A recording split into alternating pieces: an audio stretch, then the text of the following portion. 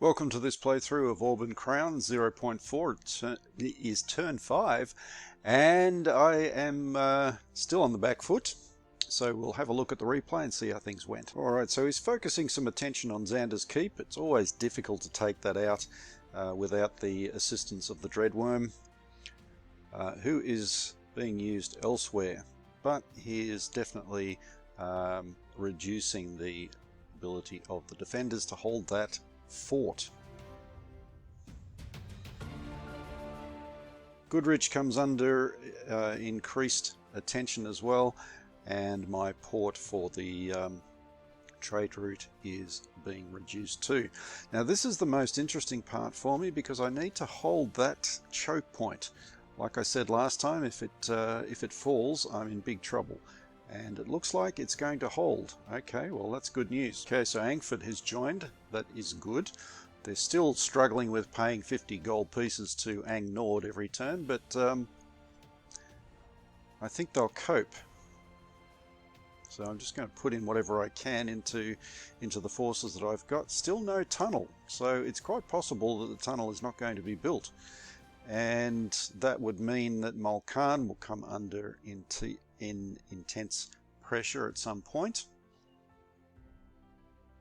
I've got those giants there that have just arrived, and the port was in a little bit of disarray, so they haven't been able to land, but they will this turn. Now I've decided to give up Corland. I'm not going to even try to hold it because I know that the Vikings, if they really want to, will take it anyway, and that will just mean that I will lose a unit for really nothing. So I have decided to give it up. In a post-war review, it might be seen as cowardice, but I'm willing to live with that for now. Okay, so Ang Nord is still holding out, and Angford, nothing to do at this stage. They don't have any MPPs or gold pieces really to use. I'll try and increase the strength of the Bishop of Huntington.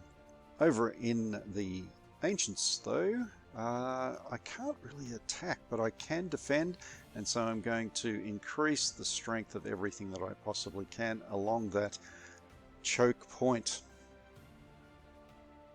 It's quite difficult to get through there, but not impossible. So I just want to make sure that I've got it as strong as possible. Now the problem is, as I'm spending all these gold pieces on increasing the strength of those units, I'm not putting it into research, and that will come back and bite me later on, I suspect. Malkan is still getting ready for whatever it's getting ready for, trying to prepare for the unforeseen attack perhaps. I've got a little bit of time, so I'm going to put the leader on the fort.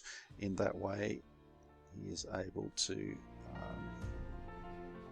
increase the strength of those units.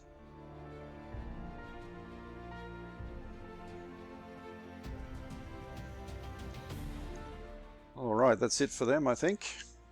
And over to the Tribal League. They have over 200, which means that they can put some research funds in, and I certainly will do that. Only ranged weapons. Hopefully I'll get enough to be able to afford magic or something more substantial later on. Okay, looking at the map, looks pretty good.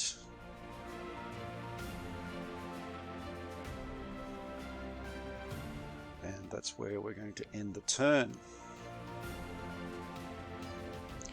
Now, as I said before, if I complete this warship, normally I would do that, but I'm just concerned that the warship, which will cost me 200 gold pieces, is going to be too close,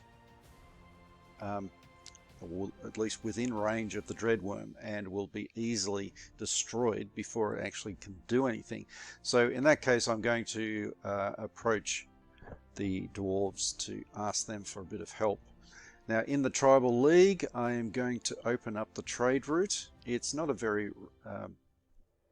reliable trade route, but it also means that I do get this Sea Hunter in Dryport Harbour, and that can come in handy later on. So our technology is developing reasonably well, and that's where we're going to leave the turn. You can see I'm getting a reasonable number of gold pieces.